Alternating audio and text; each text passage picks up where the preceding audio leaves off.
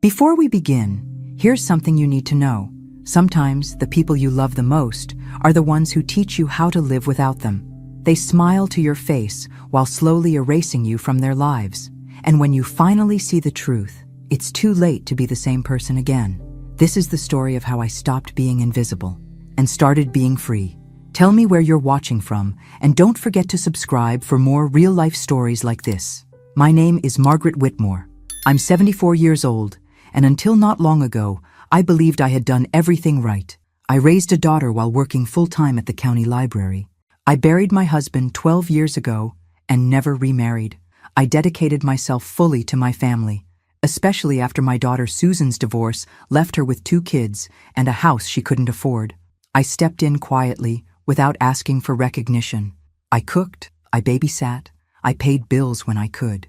I did what mothers do, what grandmothers do, what women like me have done for generations without applause. Haley, my oldest granddaughter, used to sit on my lap and ask me to tell her fairy tales. She'd braid my thinning gray hair and say I looked like a queen.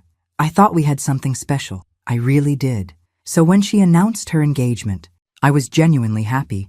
I knew weddings were expensive, and although I live on a fixed income, I offered to pay for the photo and video package. I didn't want her worrying about the cost of preserving her memories. It felt like the least I could do, after all the years she'd brought light into my life. I signed the contract, paid with my credit card, and kept the receipts neatly folded in a drawer. She never even asked how much it cost. Nobody did. That should have been my first warning sign, but I ignored it. The rehearsal dinner was the first time I felt something shift. The venue was a renovated barn just outside town, all rustic wood and fairy lights. It was beautiful in a way Pinterest loves, artificially natural.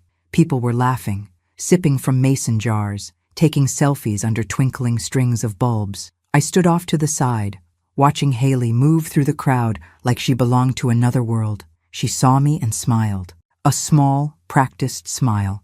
Then she walked over, her phone in one hand, and her other arm looped through her fiancé's. "Hey, Grandma," she said softly.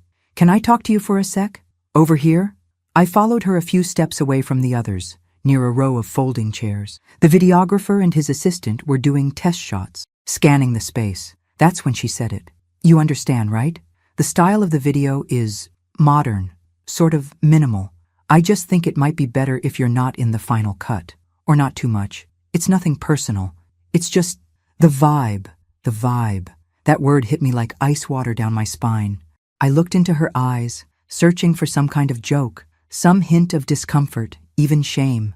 But all I saw was discomfort with me, with the fact that I didn't fit in her carefully curated narrative. I smiled, the kind of smile women wear when their hearts are breaking, but they don't want to cause a scene. "Of course, sweetheart," I said. "I understand." She gave me a quick hug and walked away, already on to the next thing. I stood there for a long time, pretending to look at centerpieces, my hands trembling. That night, I sat at my kitchen table with the receipts spread out in front of me. I read every line of the contract. I called the videographer's office and asked about their cancellation policy. They were polite, even sympathetic. The service hadn't been performed yet. Canceling now was well within the agreement. I wouldn't get everything back, but most of it. Enough. I hung up the phone and looked around my empty living room. The photos on the walls, the books I'd read to my grandchildren, the armchair where I used to rock Haley to sleep, all of it suddenly felt like set dressing. Not real, not mine. The next morning, I sent the cancellation email. I didn't tell anyone. Not my daughter, not Haley, not even the neighbor who brings me homemade cookies every Christmas. I simply erased myself. If I was going to be invisible in their story, then so be it. Let there be no story at all. And still, I hoped, deep down, I was wrong about them. But I wasn't. And what happened next confirmed everything I never wanted to believe. After the rehearsal, I barely slept. I stared at the ceiling most of the night, listening to the soft hum of my old refrigerator and the occasional creak of the wooden floorboards. My heart wasn't just heavy, it was humiliated. I didn't know what hurt more. The way Haley dismissed me, or how easily it seemed to roll off Susan's back. The next morning, I tried to convince myself it was nothing. Maybe she hadn't meant it that way. Maybe it was just wedding stress, too much pressure from the Instagram generation. But the knot in my chest told another story. I needed to talk to someone. I needed to believe that I wasn't going crazy, so I called Susan. She picked up on the third ring, her voice chipper and distracted. "Hey, Mom, everything okay?" I hesitated. "Can we talk for a moment? About yesterday?" A pause. "About what exactly?" "About what Haley said. At the rehearsal, she asked me to stay out of the wedding video because I ruined the vibe." Another pause, then a sigh. "Oh, Mom, don't make this a thing. It's just the aesthetic she's going for. You know how these kids are today." She didn't mean it as an insult. I sat silently, absorbing her words. "You didn't defend me," I finally said. Susan laughed softly, like I was being dramatic. "It's her wedding, Mom. Let's not turn it into your moment." And that was it. It wasn't just Haley. It wasn't a slip or a moment of stress. This was how they saw me. An accessory, optional. And if I didn't fit the look, I was just cut. I thanked Susan and hung up before I said something I couldn't take back. Then I stood in the kitchen, looking at my reflection in the toaster, wondering how I had gone from being the woman who raised her daughter alone while working double shifts to someone who didn't belong in her granddaughter's wedding video. And I'll admit something I'm not proud of. I cried, quietly, alone. Not just because I was hurt, but because I was ashamed of how much it hurt. Because I let them believe I would always be there, always quiet, always giving, and never expecting anything in return. I went about the day like nothing had happened, folded the laundry, paid the water bill, refilled my pill organizer. Life moves forward, even when your heart is stuck in place. But I couldn't shake the feeling. I kept seeing her face, Haley's face, so polite, so rehearsed, telling me I didn't fit the vibe, as if I were an old couch they didn't want in the living room anymore. That evening, I pulled out the contract again. I read every word, line by line, like I used to do with old library catalogs. It was all there, clear as daylight. I had every right to cancel, and I had no obligation to tell anyone why. I called the video company again. This time, I spoke with the owner, a man named Jared. He remembered me immediately and said he understood completely. Business is business. I canceled politely, firmly, and got the confirmation email minutes later. The refund would be processed within 5 to 7 days. When the call ended, I sat in silence. It wasn't revenge. Not really. I didn't want to hurt them. I just didn't want to be part of a story where I was only welcome when silent, smiling, and out of the frame. The morning of the wedding arrived with sunshine and soft wind. I put on a pale blue dress. The one Haley once told me made me look classy. I wore the pearl earrings my husband gave me on our last anniversary before he passed. I brushed my hair, applied some lipstick. I looked like myself, like the Margaret I'd always been. I arrived at the venue on time, hugged some of the guests, and took my seat in the back row. No one mentioned the cameras. No one noticed their absence, at least not at first. The ceremony was beautiful. Haley cried. Her new husband beamed. People clapped and threw flower petals. And I sat there, a quiet ghost in their perfect picture, knowing there would be no photos to prove I was ever there. But I was there, and I was watching everything. The day after the wedding, I woke up early. Habit, I suppose. For 74 years, life has trained me to rise before the sun. I stood at the window with my coffee, watching the light creep across the yard. The bird feeder needed refilling. The roses needed trimming. The world moved on, indifferent to what had happened. I sat at the table, thinking maybe, just maybe, no one had noticed. Maybe they assumed the videographers were somewhere else, out of sight, doing their work quietly. That hope didn't last long. Around 9 a.m., my phone rang. It was Haley. I answered, already knowing her voice wouldn't be kind. "Grandma," she snapped, not even trying to sound polite. "What did you do?" My chest tightened. "Good morning to you too, sweetheart. Don't play dumb. Where were the cameras yesterday? Why isn't there a single professional photo from the ceremony?" There it was. "I canceled the contract," I said evenly. "I paid for it. I had the right." "You... what?" Her voice cracked. "You canceled the whole photo and video team? Why would you do that?" "You told me not to be in the video, Haley," I said. "You said I didn't match the vibe. I figured I shouldn't ruin it for anyone." There was silence on the other end, thick and burning.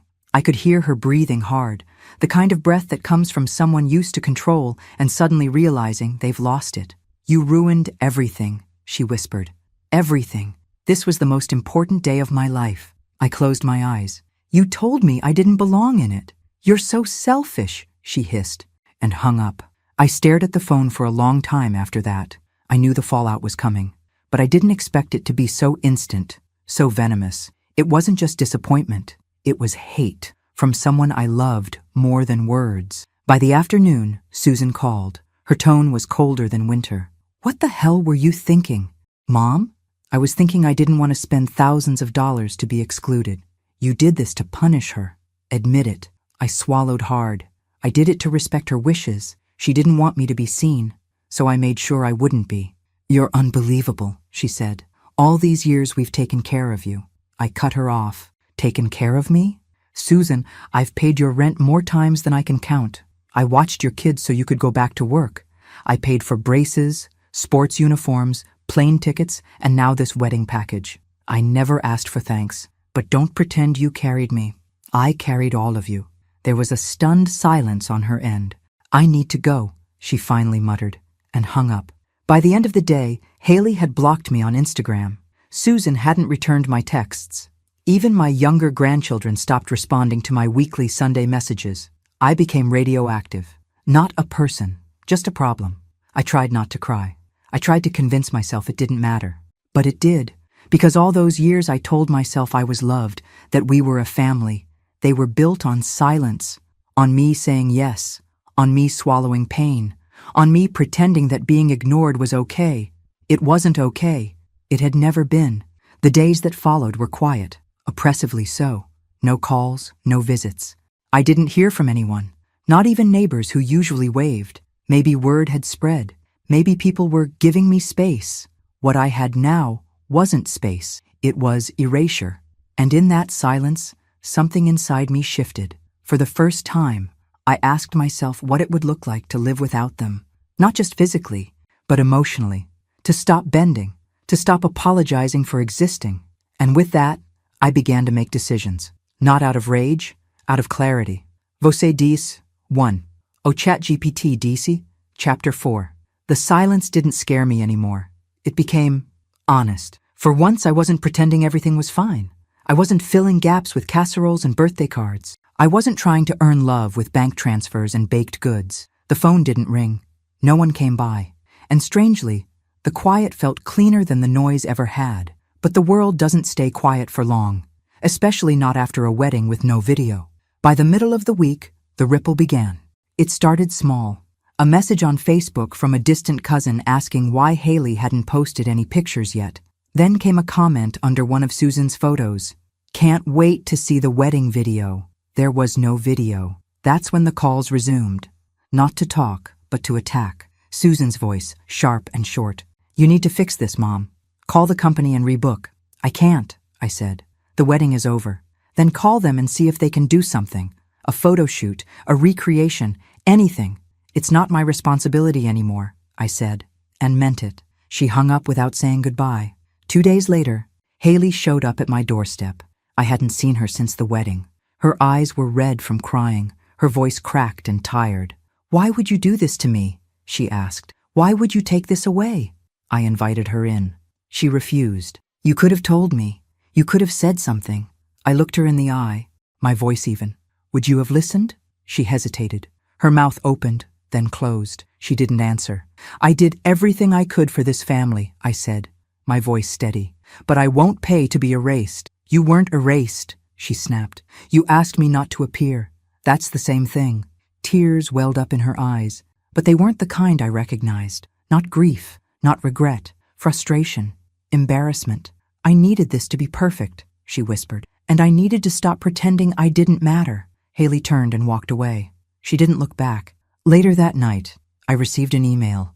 It was from the wedding photographer, someone Haley must have hired independently for a few shots. They wanted to confirm if I had canceled the original package. I replied simply, yes, I paid for it. I canceled it. That's all. A day later, a new post went up on Haley's profile. A blurry photo taken by a guest. The caption read, even when things don't go as planned, love wins. The comment section lit up with sympathy. Did your photographer mess up? Why isn't there a video? Still waiting for the real pics. She didn't reply to anyone, and neither did I. But I noticed something. No one had called to ask why I canceled. They didn't want the truth. They wanted a villain. So I gave them one. I returned to my quiet house, made myself tea, and opened a book I hadn't touched in years. It was a collection of essays by women over 70, raw, beautiful, unapologetic voices. I read one line over and over again until it stitched itself into me. You can love people who never deserved your silence. And with that, I made a list. Not of people, of payments. The rent I'd covered, the phone plans I paid, the monthly deposits into Haley's account, birthday money, holiday help, grocery gift cards, all of it. Not out of bitterness, but to see the weight I had been carrying, and to finally let it go. The next Sunday, I didn't send my usual morning texts. For years, every Sunday like clockwork, I messaged each of my grandchildren, Haley, Dylan, and Olivia. A quick hello, a memory, a picture of something I'd baked, or a quote I found in a book. It was my little way of staying in their lives. But not this Sunday. I stared at my phone, the empty text thread taunting me. I set it down, then turned it face down. Not one of them had messaged me first, not even once. By Tuesday, I was completely cut off. No calls, no visits. Haley had blocked me. Susan was cold and distant. Dylan and Olivia didn't answer. I was being slowly erased from my own family, like a stain they wanted to scrub out of the narrative. I went to the grocery store that afternoon and ran into an old neighbor, Janice. She smiled. Hey, Margaret, I saw the pictures from Haley's wedding. Looked beautiful, but no video? What happened? I froze. My smile was tight. They decided not to have one. Oh, she said, clearly sensing the tension. Well, these kids today, right? Everything's different now. Different. Yes. That night I sat in my living room, staring at the silence. There was a time when I believed silence was peace. But silence, when it's forced on you, becomes something else entirely. It becomes proof of how easily people can pretend you never mattered. I opened my banking app. I stared at the automatic transfers scheduled for the beginning of the month. $650 to Susan. Temporary rent help. $85 to Haley, part of her cell phone bill. $200 to Dylan for his car insurance. I had been quietly supporting their lives for years. Not because they asked, because I loved them. Because that's what I was taught to do.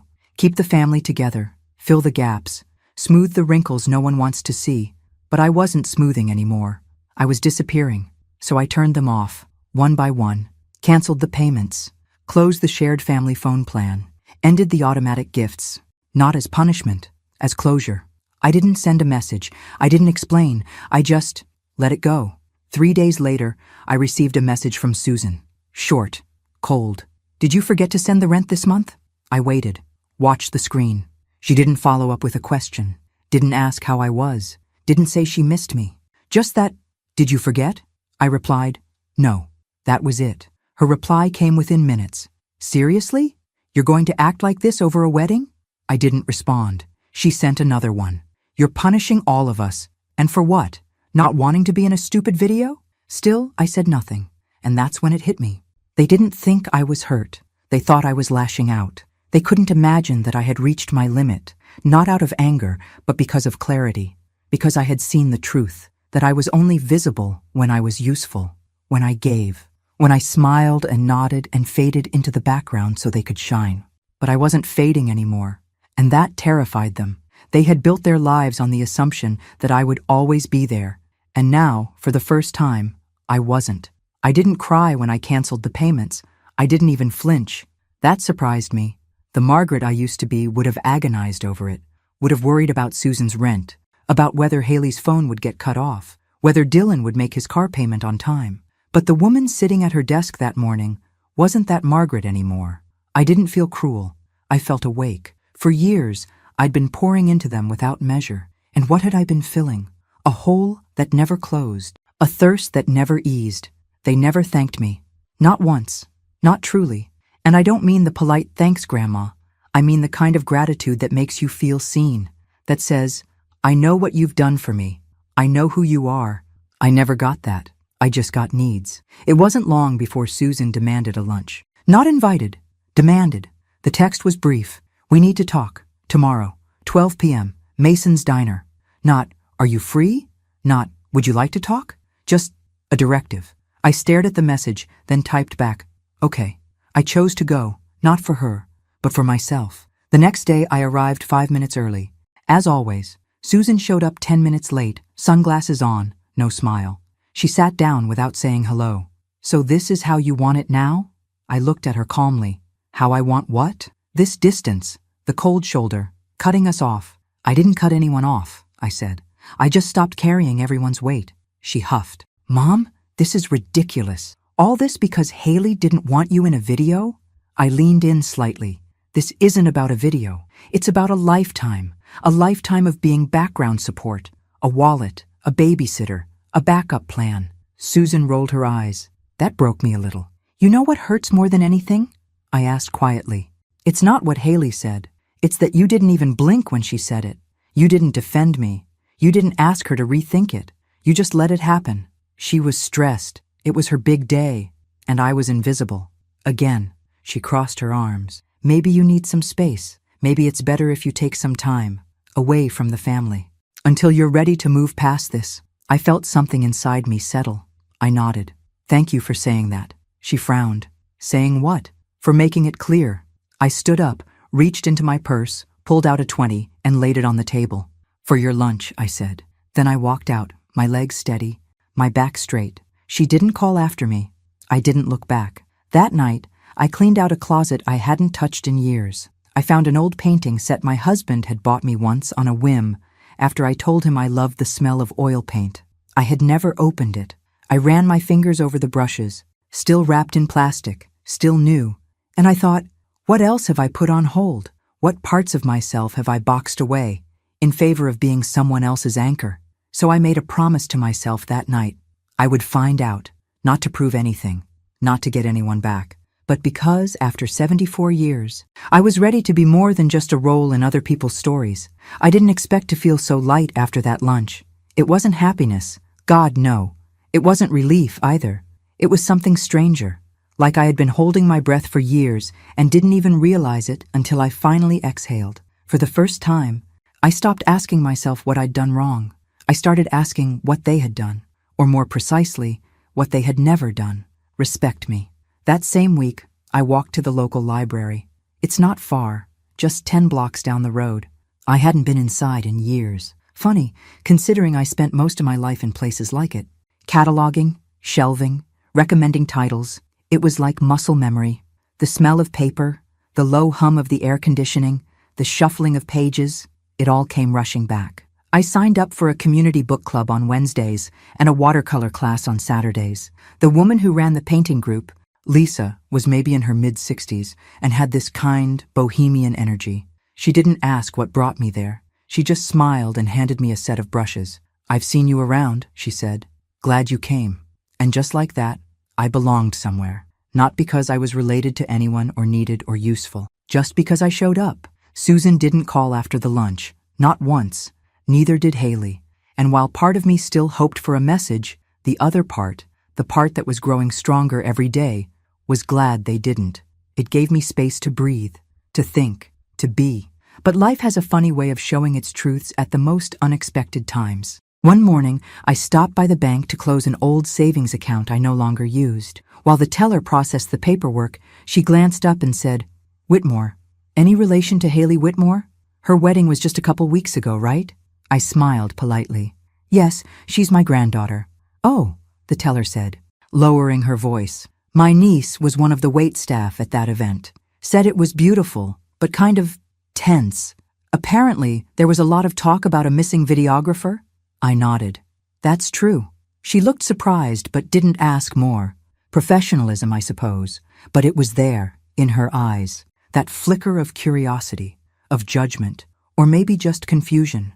It didn't bother me. For once, I didn't feel the need to explain myself. Later that day, I walked into Mason's grocery and saw a familiar face by the cereal aisle.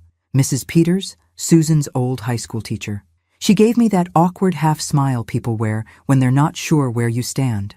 I heard you've been keeping to yourself lately, she said, not unkindly. I smiled back. No, I've just been keeping for myself. And I meant it. But the family noticed my silence too.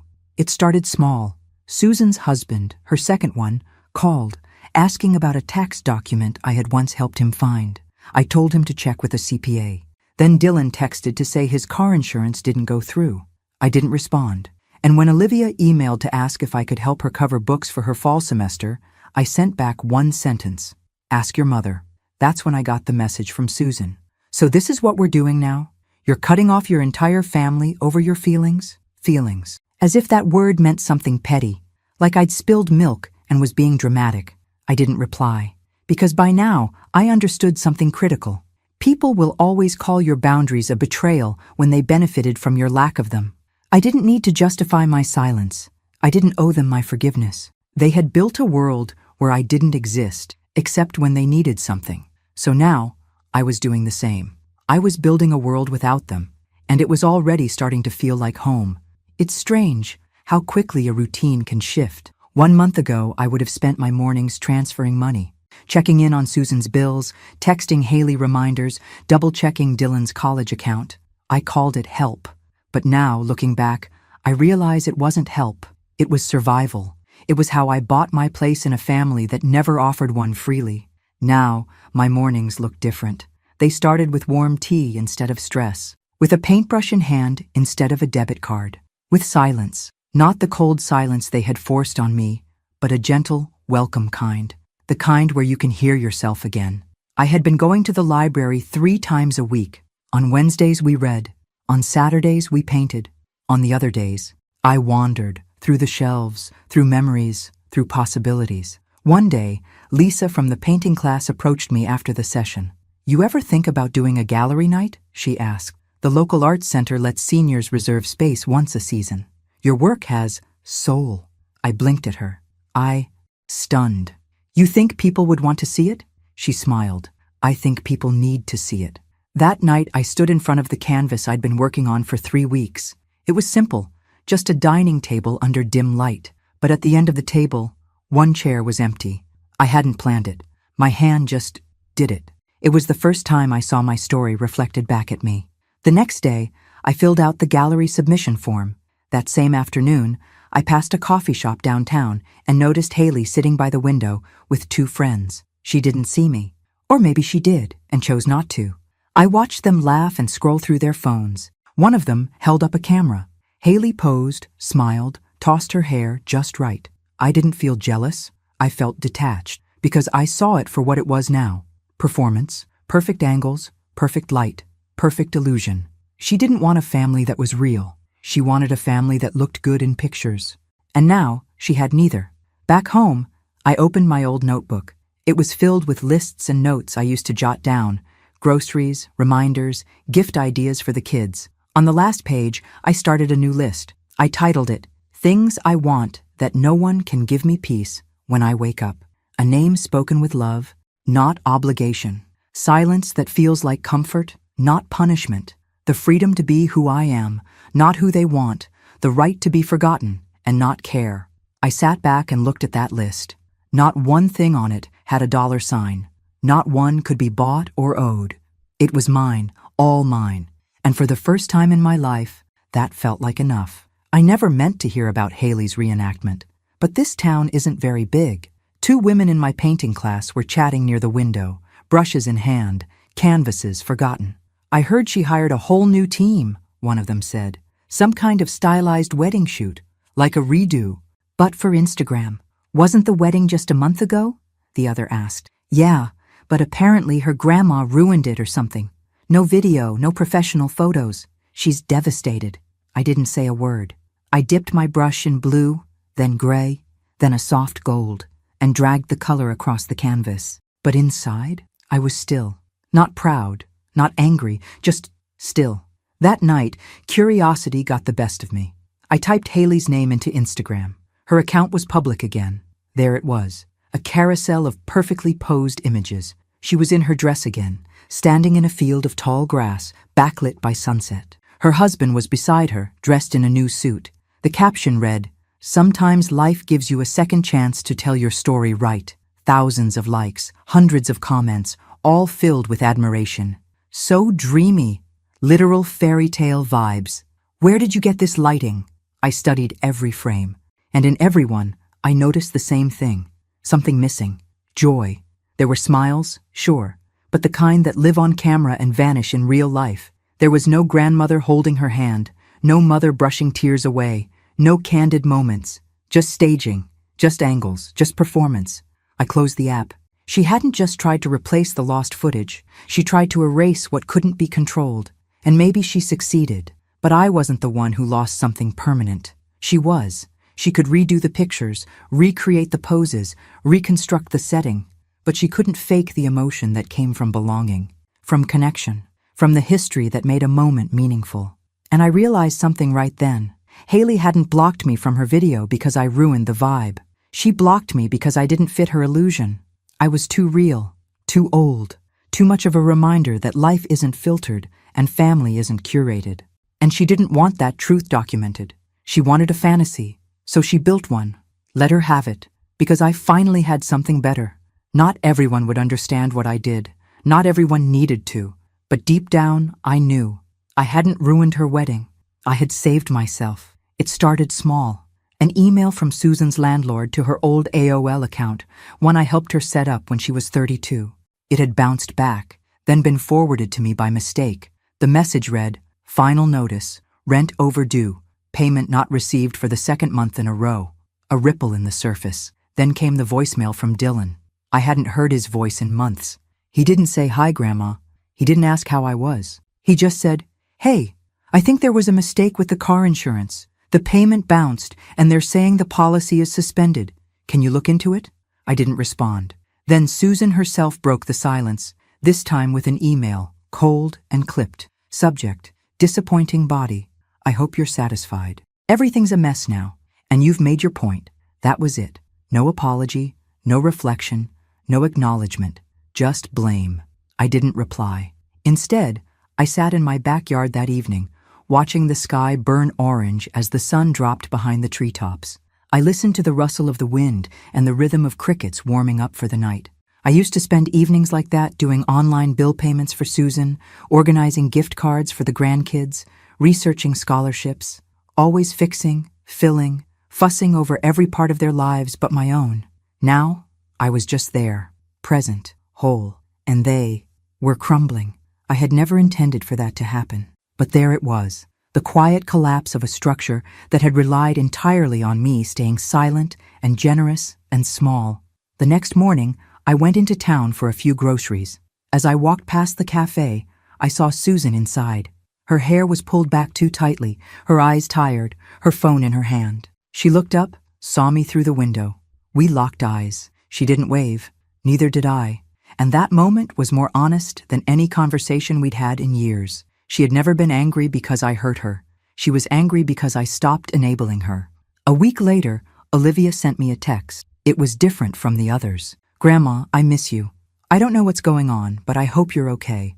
I'd like to visit sometime if that's okay." It was the first real message I'd received in months. I didn't reply right away, not out of pettiness, out of caution, because for the first time in my life, I wasn't willing to be a doormat for someone's guilt. I needed to know that if Olivia came to see me, she wasn't doing it for her mother, or to play peacemaker, or to soften me up. She had to come because she saw me, not because I owed her anything, not because I was a soft place to land when things got hard. So I waited. And that silence? It didn't hurt anymore. It healed.